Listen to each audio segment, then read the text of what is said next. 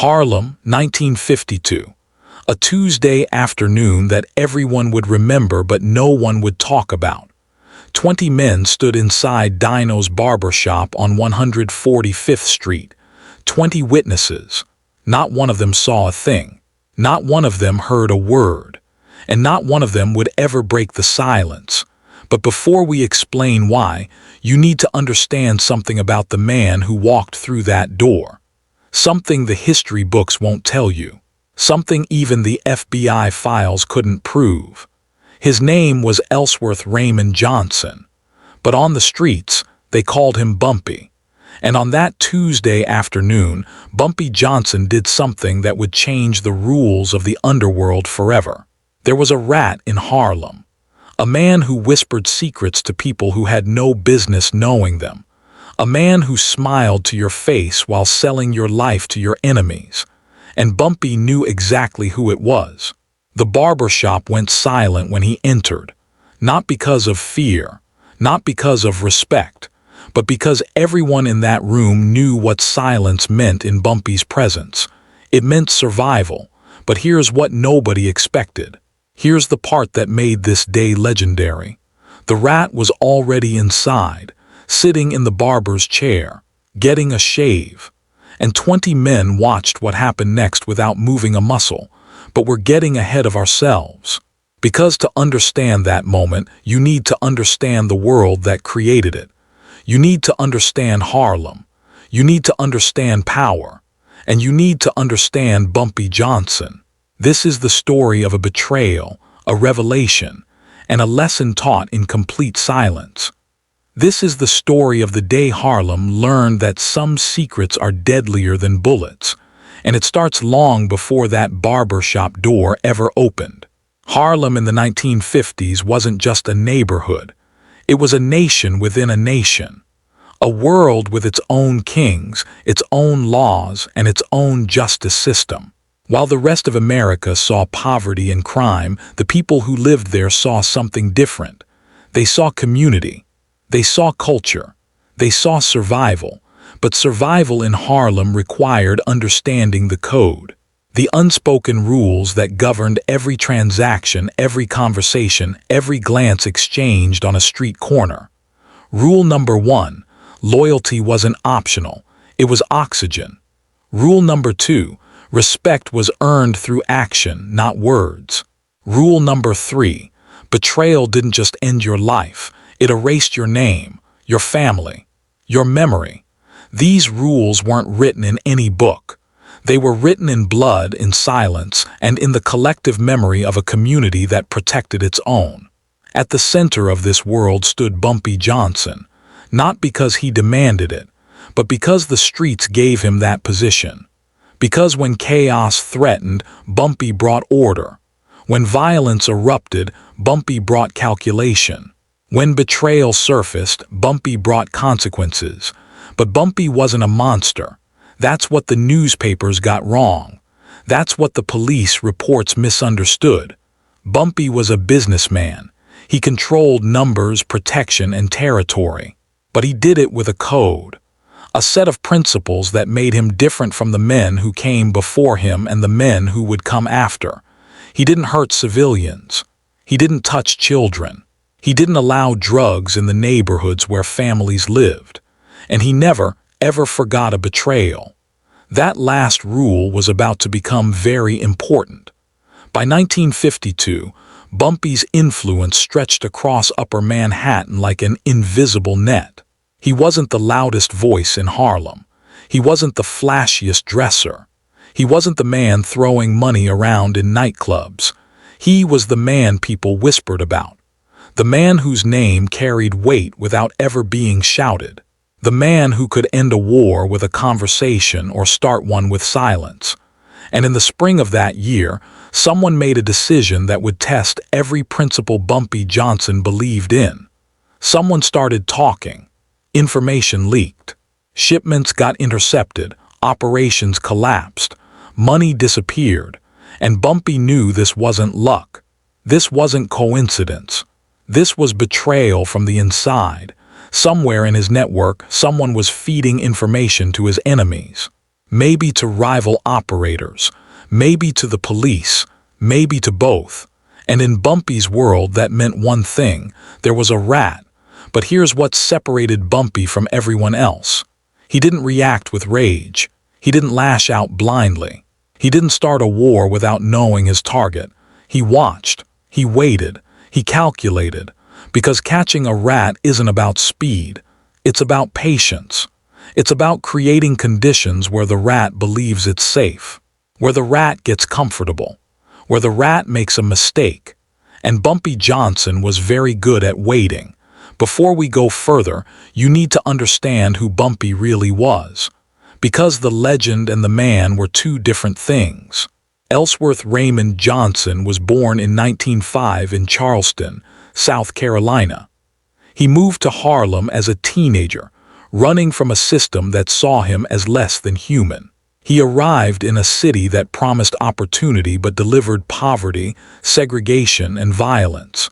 But Bumpy saw something others didn't. He saw that power in Harlem didn't come from above. It came from the streets. And if you understood the streets, you could build an empire. By his 20s, Bumpy was working with the most powerful figures in Harlem's underworld. By his 30s, he was building his own network. By his 40s, he was the man everyone answered to, directly or indirectly. But what made Bumpy different wasn't his criminal enterprise. It was his philosophy. He believed in rules. He believed in fairness within the chaos. He believed that if you controlled violence instead of celebrating it, you could create stability. And stability meant profit, safety, power.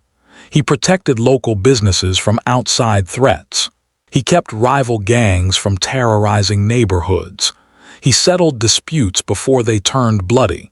He became, in a strange way, a pillar of the community. The elders respected him. The young men feared him. The women trusted him to keep their streets safe.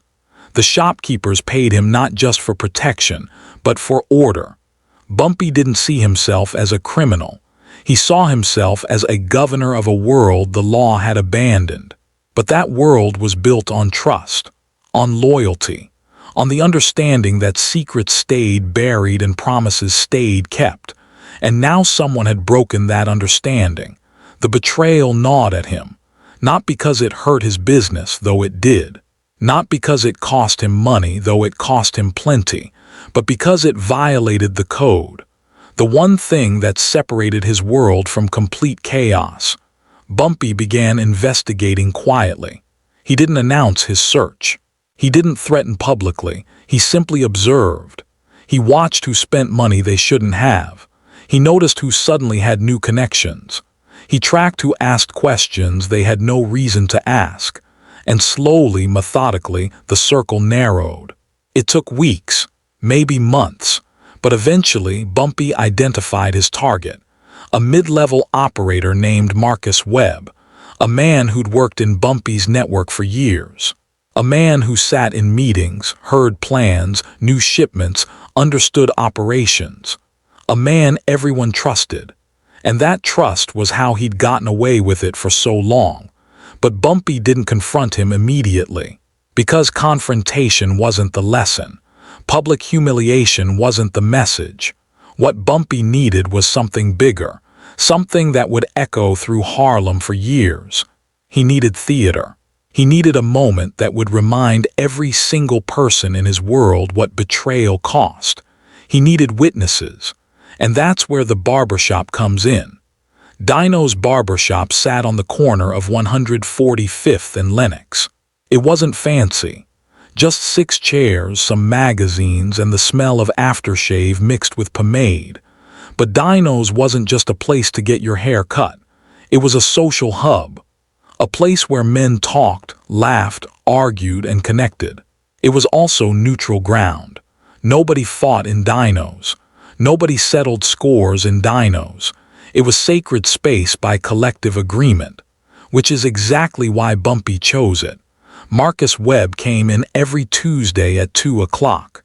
Like clockwork. He'd get a shave from Dino himself, sit in the chair nearest the window, and read the newspaper while Dino worked. That Tuesday started like any other. Marcus walked in, nodded to the men already inside, and took his usual seat. Dino draped the cape over him, reclined the chair, and prepared his razor. The barbershop hummed with conversation. Men discussing baseball, politics, women, money. The radio played low in the corner. Outside, Harlem moved at its usual rhythm. Nobody noticed the door open again, but everyone noticed when the conversation stopped. Bumpy Johnson stood in the doorway. He didn't announce himself. He didn't need to. His presence silenced the room instantly. He wore a dark suit. Simple, clean. His face showed no anger, no emotion at all, just calm, absolute calm. And that calm was terrifying. Bumpy walked slowly through the barbershop. He nodded to a few men. They nodded back, then quickly looked away. He moved between the chairs like he owned the space. Because in every way that mattered, he did. He stopped directly beside Marcus Webb's chair. Marcus had his eyes closed. Dino was halfway through the shave, the razor moving carefully along Marcus's jaw. Neither of them had noticed Bumpy's entrance, but everyone else had. And everyone else froze. Bumpy didn't speak. He simply stood there, waiting. After what felt like forever but was probably only seconds, Marcus opened his eyes. He saw Bumpy's reflection in the mirror first. His body stiffened. His hands gripped the armrests. Dino saw Bumpy next. His hand holding the razor trembled slightly, but he didn't stop, because stopping might suggest he knew something, and suggesting you knew something could be dangerous. The entire barbershop held its breath. Bumpy finally spoke. His voice was quiet, almost gentle. "Marcus, we need to talk." 4 words, that's all it took. Marcus's face drained of color. He understood immediately. Not what Bumpy knew, but that Bumpy knew something. And in their world, suspicion was as deadly as proof. "Right now," Marcus's voice cracked slightly. Bumpy smiled. Not a warm smile, not a cruel smile. Just a smile that suggested this wasn't a request. "Right now." Marcus looked around the room, looking for what? Allies, escape routes, sympathy. He found none of it. Every man in that barbershop stared at the floor, the walls, their own reflections. Anywhere but at Marcus, because they understood. This wasn't their business. This was between Marcus and Bumpy, and getting involved meant choosing a side, and choosing wrong meant consequences. Dino finished the shave in complete silence. His hands were steady now, professional, because finishing the job meant this moment would end faster, and ending faster meant safety. When Dino removed the hot towel and dusted off Marcus's face, Marcus stood slowly. The cape fell to the floor. He smoothed his shirt. He was stalling. Everyone knew it. Bumpy gestured toward the door. "After you," Marcus walked. Bumpy followed, and before they reached the exit, Bumpy stopped. He turned to face the room. 20 men, barbers and customers, young and old, connected and civilian. Bumpy looked at each of them, not threateningly, just acknowledging their presence. Then he spoke again, louder this time, addressing everyone. "Anybody see anything today?" Silence. "Anybody hear anything today?" More silence. Bumpy nodded, as if confirming something he already knew. "Good, keep it that way." And then they were gone, Bumpy and Marcus, out the door, into the Harlem afternoon. The barbershop remained frozen for a full minute after they left. Nobody moved, nobody spoke, nobody even seemed to breathe, because they all understood what they just witnessed. Not violence, not a fight, not even a confrontation. They'd witnessed a verdict, a public marking, a message delivered without a single threat spoken aloud. Marcus Webb had been identified, and everyone in Harlem would know by sundown. But here's the question that everyone in that barbershop asked themselves. Here's the question that kept them silent for years afterward. What happened to Marcus Webb after he walked out that door? The truth is, nobody knows for certain. And that's exactly how Bumpy wanted it. Marcus Webb disappeared. Not immediately, not violently, not in a way that made headlines or attracted police attention. He simply ceased to exist in Harlem's social fabric. Some say he left New York that same night, packed a bag and caught the first train south. Others claim he tried to reach out to Bumpy's rivals for protection. A few whispered that he went to the police, tried to cut a deal, vanished into witness protection. But the most persistent rumor, the one that carried the most weight, was simpler. Marcus Webb was allowed to leave. Bumpy let him walk away, but the price was everything. His reputation, his connections, his name. In Bumpy's world, that was worse than death, because death made you a martyr. Exile made you a ghost, a cautionary tale, a reminder of what betrayal cost. And the lesson wasn't just for Marcus. It was for everyone who heard the story, everyone who stood in that barbershop, everyone who would eventually learn what happened there. The message was clear. I don't need violence to destroy you. I don't need threats to control you. All I need is for everyone to know what you did, and once they know, you're finished. This was power at its purest form, not the power to kill, the power to erase. But the story didn't end with Marcus's disappearance, because Bumpy had created something bigger than a single punishment. He'd created mythology. Within days, the barbershop incident spread through Harlem like wildfire. The details changed with each telling. Some versions had Bumpy pulling a weapon. Others had him whispering secrets that made Marcus confess on the spot. A few claimed Bumpy did nothing at all, just stared until Marcus broke down. But every version agreed on one thing. 20 witnesses saw it happen, and every single one of them claimed they saw nothing. That collective silence became its own form of power. It proved that Bumpy commanded loyalty not through fear alone, but through respect, through the understanding that his rules protected everyone who followed them. The incident reinforced his position in ways violence never could, because violence creates enemies. Violence demands revenge. Violence escalates until everyone loses. But calculated silence, strategic theater, that creates legend, that creates respect, that creates control. Other operators in Harlem took note. Bumpy had solved a problem without firing a shot, without attracting police attention, without disrupting business. He'd simply removed a threat and reminded everyone why his system worked. For months afterward, loyalty in Bumpy's network was absolute. Nobody whispered, nobody leaked, nobody even thought about betrayal, because they'd all heard about the barbershop. They'd all heard about Marcus. And they all understood that Bumpy Johnson saw everything, knew everything, and forgot nothing. But power like that creates its own problems. Because when you become legendary, you become a target, not just for rivals, not just for law enforcement, but for ambitious men who think they can take what you've built. And in the years following the barbershop incident, several men would try exactly that. The problem with becoming a legend is that legends attract challenges. Young operators who want to prove themselves, rival networks looking for weaknesses, and law enforcement tired of being outmaneuvered. By the mid-1950s, Bumpy Johnson faced threats from all sides. The Italian crime families that controlled much of New York's organized crime watched Bumpy carefully. They respected his intelligence, his discipline, his ability to maintain order. But respect doesn't mean partnership. It means calculation. Some wanted to absorb his operations. Others wanted to eliminate him as competition.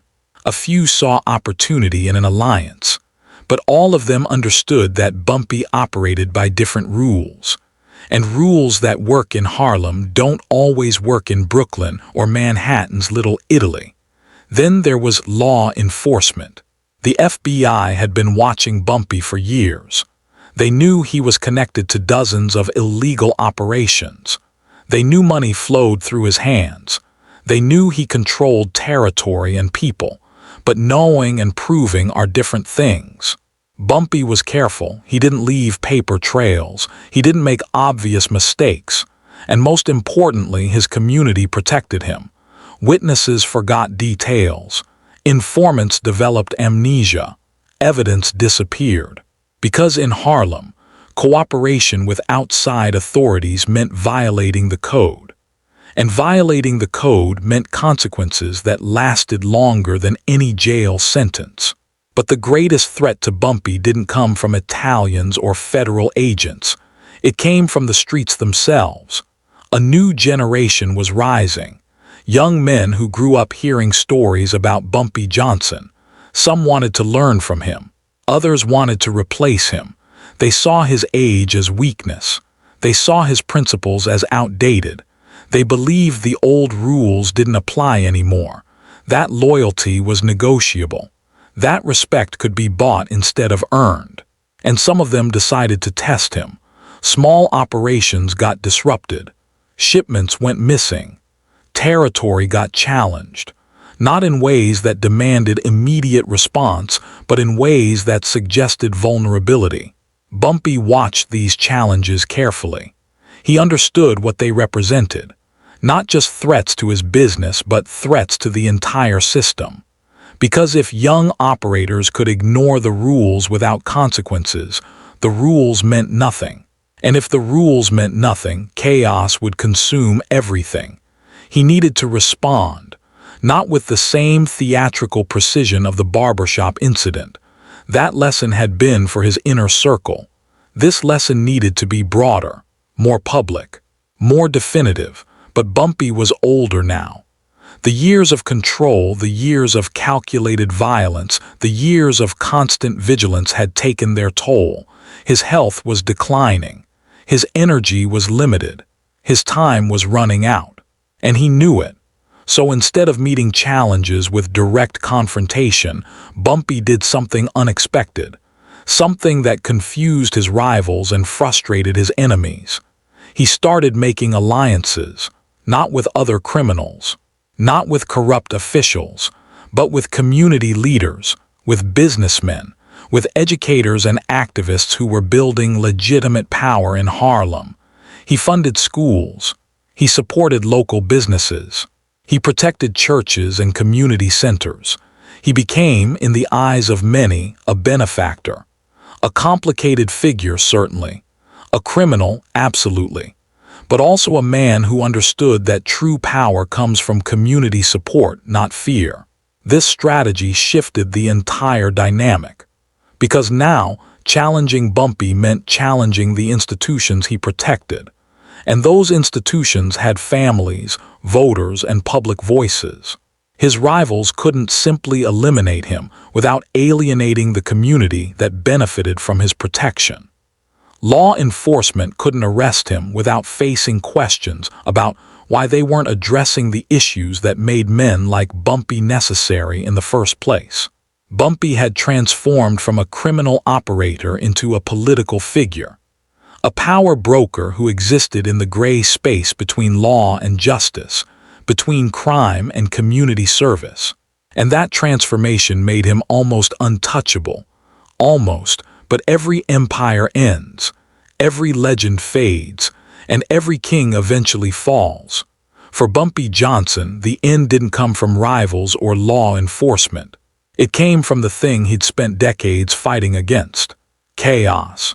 The 1960s brought changes that even Bumpy couldn't control. The civil rights movement transformed Harlem's political landscape. Young activists questioned the old power structures. New forms of organized crime emerged, more violent and less disciplined than anything Bumpy had built. And drugs began flooding the streets. Heroin, the poison that Bumpy had spent years keeping out of residential neighborhoods.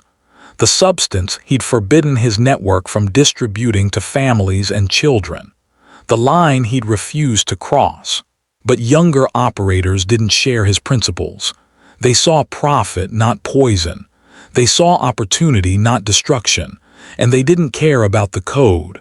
Bumpy fought back. He used every connection, every favor, every ounce of influence he'd accumulated over decades.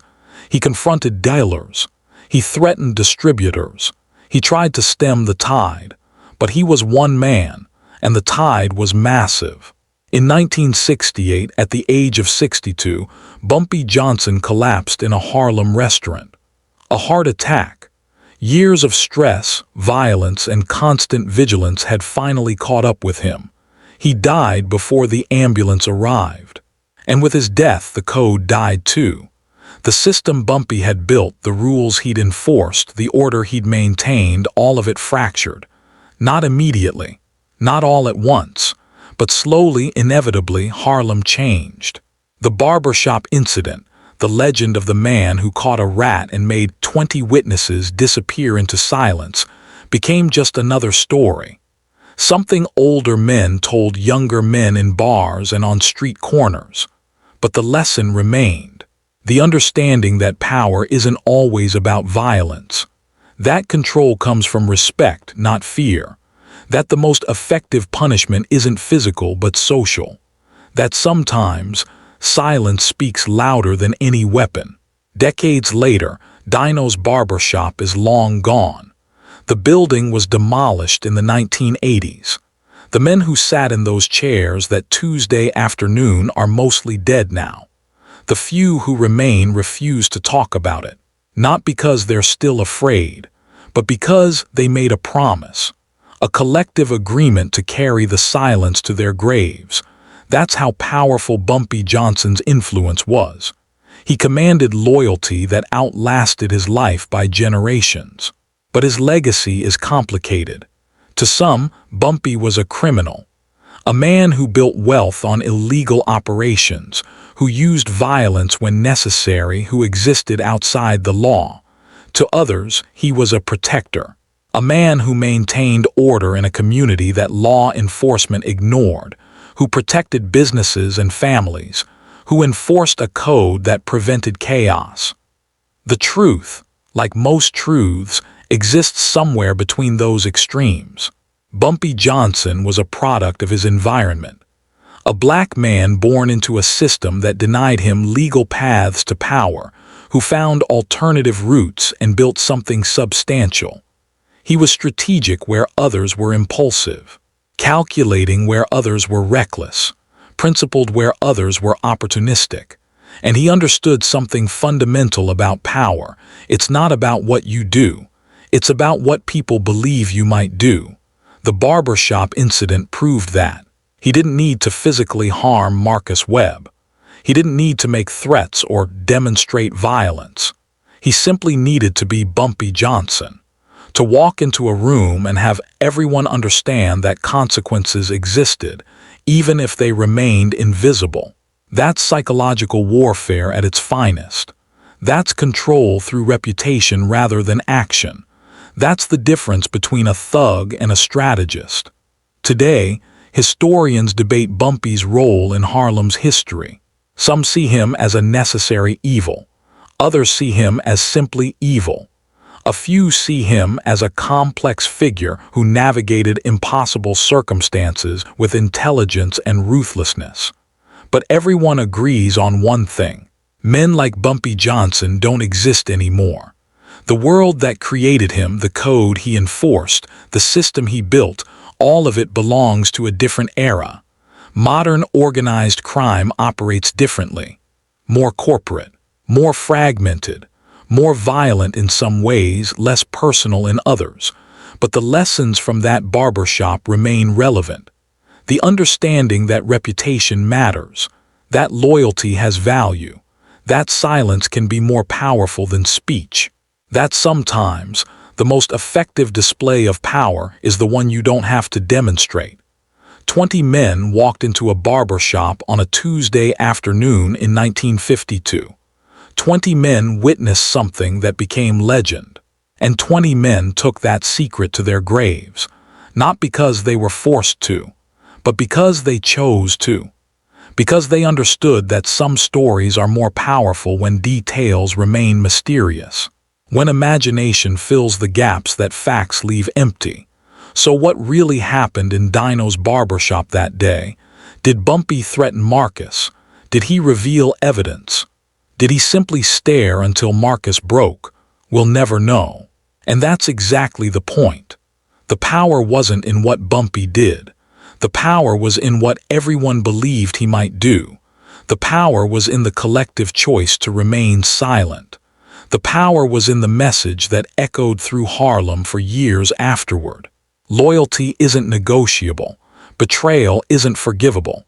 And some men don't need to raise their voice to make the entire room listen. That was Bumpy Johnson, a man who understood that the most dangerous weapon isn't a gun. It's reputation. It's respect. It's the certainty that consequences exist, even when they remain unseen. And on a Tuesday afternoon in 1952, 20 witnesses learned that lesson without a single word being spoken. They walked into a barbershop expecting a normal day. They walked out carrying a secret they'd never share. And in that silence, a legend was born. This is the story they won't tell you. The story that exists in the spaces between official records and street mythology. The story of how one man caught a rat, made 20 witnesses disappear into collective amnesia, and taught an entire neighborhood what power really means. The barbershop is gone. The witnesses are gone. Even the street where it stood has changed. But the lesson remains. Some secrets are worth keeping. Some silences speak louder than words. And some men leave legacies that transcend the crimes they committed and the code they enforced. Bumpy Johnson was one of those men. And that Tuesday afternoon in Dino's barbershop was the day Harlem learned why his name would never be forgotten, even if no one ever spoke it aloud.